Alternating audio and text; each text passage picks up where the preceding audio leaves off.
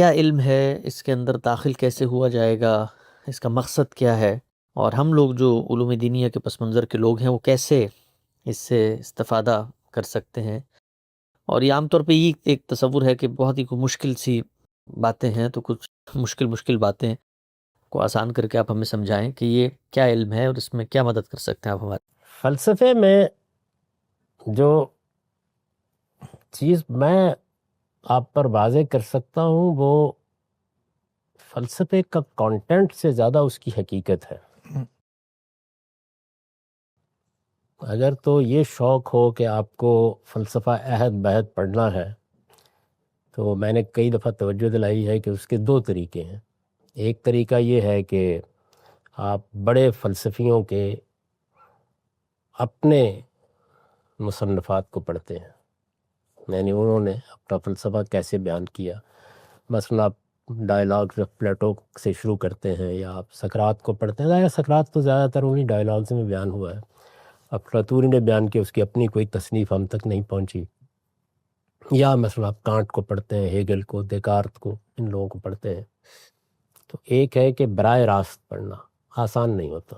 اس کی وجہ یہ ہے کہ فلسفی عام طور پر اصرار کرتے ہیں کہ انہوں نے بات سمجھانے کے لیے لکھنا ہی نہیں، اور بہت فخر سے یہ کہتے ہیں کہ میں نے جو کچھ لکھا ہے میرے فلاں شاگرد کی ہی سمجھ میں آیا ہے، اور وہ بھی کچھ آدھا ہی۔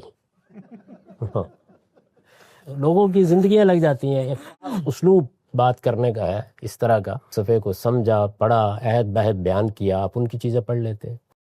تو میں نے کئی مرتبہ یہ کہا ہے کہ جو لوگ اس سطح پر مطالعہ کرنا چاہیں وہ مثلاً اسٹیس کی جو کتاب ہے کریٹیکل ہسٹری آف گریک فلسفی، بہت سادہ، بہت آسان، یعنی آپ جیسے آپ ناول پڑھتے ہیں اس طرح پڑھ سکتے ہیں اگر ذوق ہو تو۔ یعنی کوئی آدمی اب یہ نہ کہے کہ نہیں میں ناول تو اس طرح نہیں پڑھتا۔ اس تشبیہ سے مراد یہ ہے کہ آپ اگر انگریزی زبان سے واقف ہیں تو سادہ زبان ہے، اور اس میں بہت کم کہیں شاذ اصطلاحات استعمال کی ہیں، بات اس نے بیان کر دی ہے۔ اسی طرح سے فرینک کلی کی جو بعد کا فلسفہ ہے سارا، ویسٹرن فلسفی، اس کو آپ پڑھنا چاہیں، برنٹ کو پڑھ لیں، برنٹ کا ایک خاص اسلوب ہے پڑھنے کا۔ برٹن رسل، یہ ٹھیک ہے کہ رسل کا اپنا طریقہ ہے بات بیان کرنے کا، اور بعض چیزوں میں اس کی اپنی تعبیریں بھی ہوتی ہیں اور وہ اپنا کمنٹ بھی کر دیتا ہے، لیکن بہرحال ایک بڑا آدمی ہے اور اس کی اپنی انڈرسٹینڈنگ ہے، اس کو پڑھ سکتے ہیں۔ تو اس سے آپ عہد بہد فلسفے کو سمجھ سکتے ہیں۔ اچھا، بہت سے فلسفے کے پروفیسر ہیں جو فلسفہ پڑھاتے ہیں، آپ کو بہت سے لیکچرز ان کے مل جائیں گے، اس طرح کی چیزیں۔ فلسفے کو باعتبار حقیقت، یعنی یہ کیا پرابلم کیا ہے، وہ سمجھنا چاہیے کہ یہ معلوماتی قسم کی چیزیں جو ہے وہ اگر وہ گفتگو چلتی رہی تو وہ بھی کہیں زیر بحث آ جائیں گی، لیکن وہ زیادہ اہم نہیں ہے۔ زیادہ اہم یہ ہے کہ آپ اس کو اس کی حقیقت سمجھ کر جانے کی چیز کیا ہے فلسفہ۔ تو آپ یہ دیکھیے کہ تھوڑی دیر کے لیے جو ہماری مذہبی علم کی روایت ہے اس کو دماغ سے نکال دیں۔ ہم مسلمان ہیں، مذہبی گھرانوں میں پیدا ہوئے ہیں، ہمارے ہاں یہ کائنات کیا ہے، اس کا خالق کون ہے، یہ کیسے وجود میں آئی ہے، اس کے لیے تعبیریں، اصطلاحات بچپن سے ذہن نشین ہو جاتی ہیں۔ اچھا، وہ بھی کوئی بڑی اعلیٰ درجے کی علمی یا تحقیقی پس منظر کے ساتھ نہیں ہوتی، بلکہ غزیہ کہ سن لی بات، تو لوگ اسی مطمئن بھی ہوتے ہیں کہ ایک مذہبی پس منظر میں اللہ تعالیٰ نے دنیا بنائی ہے، اللہ تعالیٰ ہمارا خالق ہے، ہم اس کے بندے ہیں، یعنی یہ مذہبی تعبیریں ہیں بنیادی طور پر۔ سلامتی ہے ان آنکھوں پہ جو ہدایت پہ نظریں جمائے بیٹھی ہیں، ان کانوں پہ جو ذکر خیر کے منتظر رہتے ہیں، اور ان قدموں پہ جو ہدایت کی راہ پہ گامزن ہیں۔ تو یہ تعبیریں جو ہیں چونکہ زبان زد عام ہو جاتی ہیں، آپ بھی بیان کرتے ہیں، ہم بھی بیان کرتے ہیں، تو نتیجہ اس کا یہ نکلتا ہے کہ اس میں آپ کے کچھ تصورات بن جاتے ہیں۔ تھوڑی دیر کے لیے ان کو بالکل الگ کر لیں، یعنی یہ سمجھ لیں کہ وہ ہے ہی نہیں آپ کے دماغ میں، اور پھر ذرا خالی ذہن ہو کے دیکھیں کہ فلسفے کے وجود پذیر ہونے کا باعث کیا چیز بنتی ہے۔ اگر آپ دیکھیں گے تو سب سے پہلا اور سب سے بنیادی سوال جو آپ کے سامنے آئے گا وہ یہی سوال سامنے آئے گا کہ یہ جو کچھ بھی ہمارے سامنے آ رہا ہے، خواہ وہ مجھ سے باہر ہے یا میرے اندر ہے، یہ سب در حقیقت ہے کیا؟ یعنی یہ تجسس ہے جو اس علم کے وجود میں آنے کا باعث بنتا ہے، ریالٹی کا کھوج. یعنی آپ نے حقیقت کو تلاش کرنا ہے. اچھا، حقیقت کو تلاش کرنے کے معاملے میں بھی اگر آپ غور کر کے دیکھیں تو بہت فلسفے کی پہلی تاریخ پڑھیں تو معلوم ہوگا کہ اچھا یہ ساری دنیا مٹی سے بنی ہے، پانی سے بنی ہے، اس طرح کی چیزیں، وہ ماضی ہے.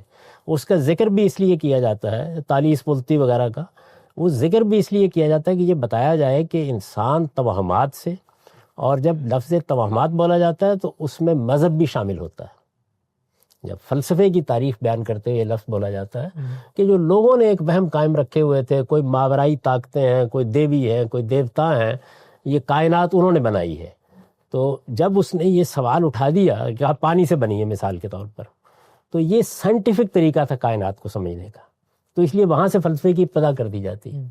تو اس لیے میں نے یہ بات کہی کہ مذہب اور اس کے تصورات کو ایک طرف رکھ کے یہ دیکھنا چاہیے کہ وہ کیا مسئلہ ہے جو فلسفے کے پیدا ہونے کا باعث بنتا ہے، اس کی حقیقت کو سمجھنے کے لیے ضروری ہے. اس میں اگر آپ غور کر کے دیکھیں تو 3 چیزیں ہیں جو انسان کو متوجہ کرتی ہیں. مادہ، جس کو آپ میٹر کہتے ہیں، یعنی یہ تعبیر ہے نا کس چیز کی؟ اس خام مال کی جس پر یہ صورتیں نقش ہوتی چلی جا رہی ہیں خارج میں. یعنی وہ ہمارا اپنا وجود بھی جب ہم دیکھتے ہیں تو ظاہر ہے کہ اب تو ہم جانتے ہیں انہی عناصر سے بنا ہوا ہے. اچھا، پرانے زمانے میں خیال یہ تھا کہ پانی، مٹی، آگ، ہوا، یہ 4 عناصر ہیں.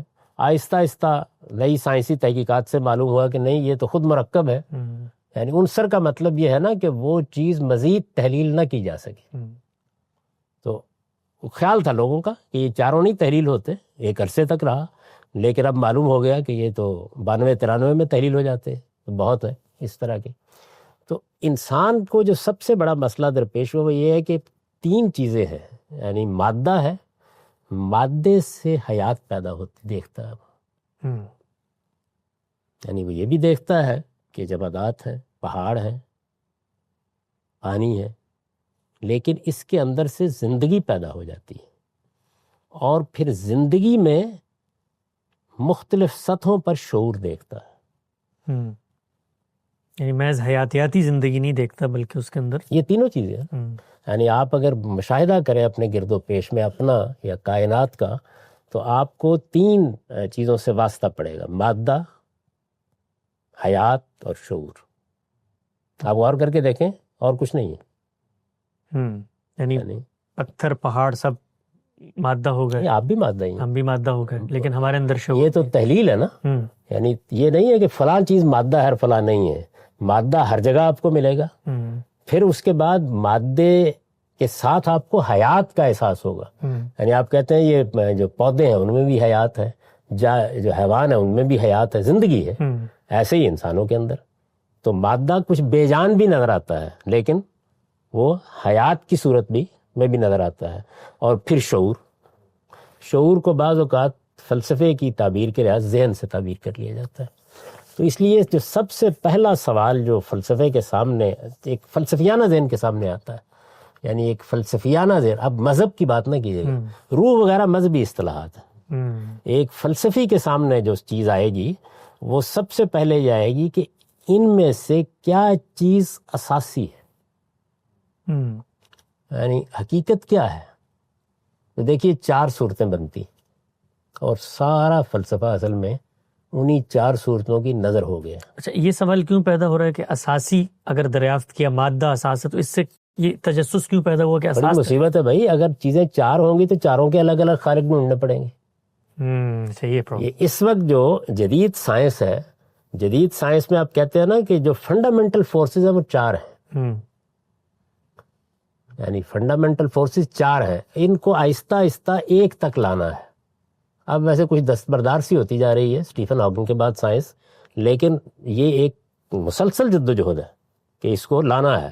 ابھی جو تھوڑی بہت کامیابی ہوئی ہے وہ یہ ہے کہ جو اسٹرانگ نیوکلیئر فورس ہے اور جو ویک نیوکلیئر فورس ہے اس کے بارے میں کہتے ہیں کہ اس کے اکٹھا کیا جا سکتا ہے، تو تعداد 3 ہو جائے گی اس کے نتیجے میں زیادہ سے زیادہ. گریوٹی تو ابھی تک کوانٹم فزکس کی ایکویشن میں بھی نہیں آتی، تو چاروں جو ہیں ان کو لانے کی کوشش کی جاتی ہے نا ایک جگہ کے اوپر. جی باقی جو فورسز ہیں ان کو، لیکن گریوٹی جو کشش وہ ایسی چیز ہے اس کو آپ اس کے ساتھ مطابق اس کے ساتھ مطابق نہیں، کوانٹم فزکس میں بھی اب گرفت میں نہیں آ رہی. تو یہ صورتحال جو ہے نا، یہ فلسفہ اس کو گوارا نہیں کرتا کہ آپ 4 چیزوں کو بکھیر کے رکھیں. وہ تو اصول اساسی کو دریافت کرے گا کہ وہ کیا چیز ہے. اچھا آپ دیکھیے کہ اس پہ 4 مقدمات بنتے ہیں. اصل ذہن ہے، مادہ کچھ بھی نہیں ہے، اس کا عکس ہے. اصل مادہ ہے، ذہن کچھ بھی نہیں، اس کی نمود ہے. اچھا دونوں سے مرکب ہو کر سب چیزیں بن رہی ہیں. یعنی ذہن، یہ اب ثنویت ہے، ڈیویلٹی ہے کہ نہیں، ذہن اور مادہ دونوں جو ہیں ان سے ترکیب پاتی ہیں. ان میں سے کوئی بھی نہیں ہے، اصول اساسی کوئی بھی نہیں ہے. اچھا یہ کوئی بھی نہیں ہے، ہو سکتا ہے آپ کو بہت پریشان کرے، لیکن آپ دیکھیں کہ رسل نے، جدید سائنس نے جب آ کے مادے کی توانائی میں بدلنے کا نظریہ دریافت کر لیا اور یہ پتہ چل گیا کہ خود ایٹم کے اندر جو گردش ہو رہی ہے الیکٹران پروٹون کی اور نیوٹران کی، وہ اپنی ذات میں ذراتی نہیں ہے، ویوز کی شکل میں ہے. تو یہ اندازہ ہوا کہ اس کے بغیر بھی ہو سکتا ہے. یعنی یہ ایک الگ بحث ہے، یہ میں نے صرف سمجھانے کے لیے مثال دی. تو اب آپ یہ دیکھیے کہ جو چیزیں ہمیں بظاہر نظر آتی ہیں وہ کیا 3: مادہ، حیات اور شعور. اچھا یعنی یہ ہے ظہور. جو علم یا فلسفہ چاہتا ہے وہ یہ چاہتا ہے کہ وہ متعین کرے کہ اساسی چیز کیا ہے، جس سے یہ سب نکلی ہیں، جس سے سب پھوٹی. یعنی یہ کیسے یہ وجود پذیر ہوا ہے، ظہور کس طریقے سے ہوتا ہے. تو آپ بظاہر اگر دیکھیں تو یہی معلوم ہوتا ہے نا کہ مادے کے اجزاء سے حیات پیدا ہوتی ہے، اور حیات ایک خاص مرحلے پر جب آتی ہے تو شعور پیدا ہو جاتا ہے. تو ایک آدمی یہ کہہ سکتا ہے کہ مادہ ہی ہے جس کی تالیف سے حیات پیدا ہو جاتی ہے، اور ایک مزید پیچیدہ تالیف سے شعور پیدا ہو جاتا ہے. تو اصل کیا ہوا؟ مادہ. اچھا اب الٹ کے دیکھیں کہ اصل میں مادے سے متعلق 2 ہی چیزیں ہوں گی نا، یا اس کا مشاہدہ ہے یا اس کی پراپرٹیز ہیں، اس کے اوصاف صفات کیا ہیں جن سے واسطہ پڑتا ہے. تو آپ غور کر کے دیکھیں تو مادہ کوئی چیز ہی نہیں، یہ تو جو کچھ ہے میری پرسیپشن ہے. یعنی رنگ میری پرسیپشن، حجم میری پرسیپشن، وسعت میری پرسیپشن، مکان میری پرسیپشن. تو اس کا مطلب یہ ہے کہ یہ تو ایسے ہی ہے کہ جیسے آپ خواب دیکھ رہے ہوں تو آپ ہر چیز کو حقیقت سمجھ رہے ہیں، لیکن وہ تو اصل میں آپ کے ذہن کا کارخانہ ہے جو چل رہا ہے. گویا شعور سے مادے کی ابتدا. تو اب یہ ہے کہ دوسری صورت کیا الٹ دے نا، یعنی مادے سے اصل میں ذہن وجود پذیر ہوا ہے یا نمود ہوئی ہے، اور الٹ دیں اس کو تو یہ کہ نہیں اصل میں ذہن ہے جس سے جو اصول اساسی ہے. مادے کی کوئی حقیقت نہیں، مادے کی کوئی حقیقت نہیں ہے. تو آپ باقی 2 جو ہے ان پر تو خیر بعد میں کبھی گفتگو ہوتی رہے گی، یعنی ترکیب سے کیا بنتا ہے، یا دونوں ہی کو اٹھا دیں تو پھر کیا بنتا ہے. لیکن آپ دیکھیں کہ جو بہت بڑے بڑے فلسفے کے مکاتب فکر ہیں، آپ اگر 18ویں صدی سے پہلے تک کی پوری تاریخ کو سامنے رکھیں تو 2 ہی: میٹیریلزم، آئیڈیلزم. یعنی یا فلسفی مثالیت پسند ہے، وہاں ذہن اصل ہے، اور یا فلسفی میٹیریلسٹ ہے، وہاں مادہ اصل. مادہ اپنا سفر کرتے کرتے یا مادیت پسندی اپنا سفر کرتے کرتے جدید سائنس تک پہنچ گئی ہے. مثالیت اپنا سفر کرتے کرتے تصوف تک پہنچتی ہے. ایک کی منزل وہ ہے، دوسرے کی منزل وہ ہے. یہ سے شروع ہو کے تو آپ تصوف لازمی، اس کا لازمی منزل وہی ہے. یعنی جب آپ کہیں گے کہ مادہ اصل ہے اور اساسی ہے تو آپ کا رویہ بالکل اور ہوگا غور کرنے کا، اور اس کا لازمی نتیجہ یہ نکلے گا کہ آپ جدید سائنس تک اپنا سفر مکمل کر لیں گے. یہ نہیں ہے کہ وہ منزل ہے، یعنی آپ اس کے علاوہ کہیں جا نہیں سکتے. اور اگر آپ ادھر سے چلیں گے، یعنی آئیڈیلزم سے چلیں گے، ذہن کو اصل قرار دیں گے، تو آخری نتیجہ کیا نکلنا ہے؟ تصوف. تو یہ میں نے ایک بالکل یعنی سمجھیے کہ اس کو ٹیکسٹ میں رکھ کے آپ کو بتایا ہے کہ فلسفہ پیدا کیسے ہوتا ہے. اچھا اب یہ پیدا ہو جائے گا نا تو اس کے بعد پھر اس کی تاریخ شروع ہو جاتی ہے، کیا ہے اس کے وہ شروع ہو جاتے ہیں. تو ان کو ہم آہستہ آہستہ یعنی یہ چیز اتنی مشکل ہے اور اس کو بیان کرنے کے اسالیب بھی بعض اوقات اتنے مشکل ہو جاتے ہیں کہ اس کی بڑی لمبی نہیں کرنی چاہیے بات. ایک چھوٹے چھوٹے نقطے کو آپ ہضم کرتے چلے جائیں تو اس سارے پر نظر ہو جائے گی، پھر بالکل آپ کی فنگر ٹپ پر ہوگا. یہ ہے سارا فلسفہ. یہ تو سمجھ میں آتا ہے غم صاحب، مٹیریلزم سے جدید سائنس، مادے پہ غور کیا کرتے کرتے سلیکون سے آئی پیڈ کی دنیا کیا کیا بنا لی. دوسرا جو نقطہ نظر ہے وہ تصوف تک. نہیں، اس تصور کو دیکھیں جو اصل ہے کہ اصل میں مادے سے نمود ہونی ہے. آپ کا کمپیوٹر بھی مادے سے نمود پذیر ہوا ہے، ایسا ہی ہے نا. اور اب آپ اصل میں سفر کر رہے ہیں اس جانب کہ اس کو آپ شعور دے دیں. آپ نے حیات تو بڑی حد تک دے دی ہے اسے، شعور دینا چاہیے، آرٹیفیشل انٹیلیجنس. تینوں چیزیں وہی تینوں ہیں. یعنی قدرت نے اپنے نظام میں اپنے جس کمال کا مظاہرہ کیا وہ یہ ہے کہ مادے کے ڈھیر ہیں، اس میں حیات نمود ہو گئی ہے اور اس میں شعور پیدا ہو گیا. اچھا، اب دیکھنا یہ ہے کہ اس میں سے اصل اور اساس کیا ہے. تو اگر آپ ادھر آئیں گے نا کہ مادہ اصل ہے تو آپ لازمی طور پر سائنس کی طرف جائیں گے. یعنی اب اصل میں مادے کی تحقیق، مادے کی حقیقت، مادے کا یعنی اس آپ ایٹم کی طرف چلے گئے. یہ میں کیا آپ نے اصل میں مادے کی جا کے آخری حقیقت کو دریافت کی، گاڈ پارٹیکل تک. وہ تو اب یہ سوال پیدا ہو گیا نا جا کے کہ جب وہاں لہریں ہی ہیں اور الیکٹران پروٹون کا رقص ہو رہا ہے تو میس کیسے پیدا ہو جاتا ہے. تو گاڈ پارٹیکل میں تو یہ ڈھونڈنے کی کوشش کر رہے ہیں کہ آخر یہ کمیت کہاں سے وجود میں آ جاتی ہے، کدھر سے پیدا ہو جاتی ہے. وہ نہیں کامیابی ہوئی ابھی تک، یعنی اور مشکل بھی ہے بہت، یعنی اتنا آسان نہیں ہے. اس لیے کہ جب تک یہ خیال تھا کہ یہ کائنات یا یہ مادہ جو ہے یہی اصل ہے اور اس کی ٹھوس صورت ہی انسان کے تصور میں آتی تھی، یہ حقیقت کے اعتبار سے لہریں ہیں، کچھ نہیں ہے. یعنی ماڈرن فزکس جو ہے وہ تو اس سے بھی آگے جا رہی ہے نا اس میں، بلکہ وہ ہائزنبرگ نے تو فوٹونز تک تبدیل کر دیا نا اس کو. بس وہ پیدا ہوتے ہیں، آپ کے اس تک آتے ہیں اور پھر زمان مکان کیسے ختم ہو جاتے ہیں. وہ بڑی لمبی بحثیں وہ آئیں گی انشاءاللہ جیسے جیسے ہم اس کو دیکھتے جائیں گے. پہلے بنیادی بات سمجھنی چاہیے کہ یہ پیدا کیسے ہو گیا فلسفہ. اصل میں پیدا، میں نے تو ابھی آپ یہ بتایا کہ یہ فلسفہ ایک علم پیدا کیوں ہو رہا ہے، یہ ہے اس کا سوال. وہ یہاں سے پیدا ہوتا ہے، اس کے بعد پھر سفر ہے. اب سفر ایسے ہی تو نہیں ہونا نا، وہ سفر بھی 2، 2.5، 3 ہزار سال کا سفر ہے. اس میں بڑے غیر معمولی لوگ ہیں، وہ اس گتھی کو سلجھا رہے ہیں. جو مثالیت پسند ہیں وہ ذہن کو اساس مان کر ساری گتھی کو سلجھانا چاہتے ہیں. جو مادیت پسند ہیں وہ مادے کو اساس مان کر ساری گتھی کو سلجھانا چاہتے ہیں. پھر اسی میں ڈیولزم کے تصورات پیدا ہوتے ہیں کہ دو کو الگ الگ مان لیا جائے، یعنی ان کی ترکیب سے اصل عالم پیدا ہو رہا ہے. لیکن یہ دو کو ماننا کوئی مشکل چیز ہے بڑی، یعنی آسان نہیں ہے یہ. تو یہ مشکلات تو ہم دیکھیں گے. میں نے تو ابھی آپ کو یہ بتایا کہ یہ پیدا ایسے ہوتا ہے. اب اگر آپ مذہبی تصورات سے الگ ہٹ جائیں تو آپ یہ بتائیے کہ اس سے بڑا کوئی علم ہو سکتا ہے؟ نہیں، بڑا تو کوئی علم نہیں ہے. تو آپ یہ دیکھیں گے کہ یہ پیدا ہوگا، یہ پیدا ہونے کے بعد مختلف مراحل سے گزرے گا، اس کے بعد اس کی وفات ہوگی. کیوں ہوئی، کیسے ہوئی؟ کیسے ہوئی، جس کی وفات فلسفے فلسفہ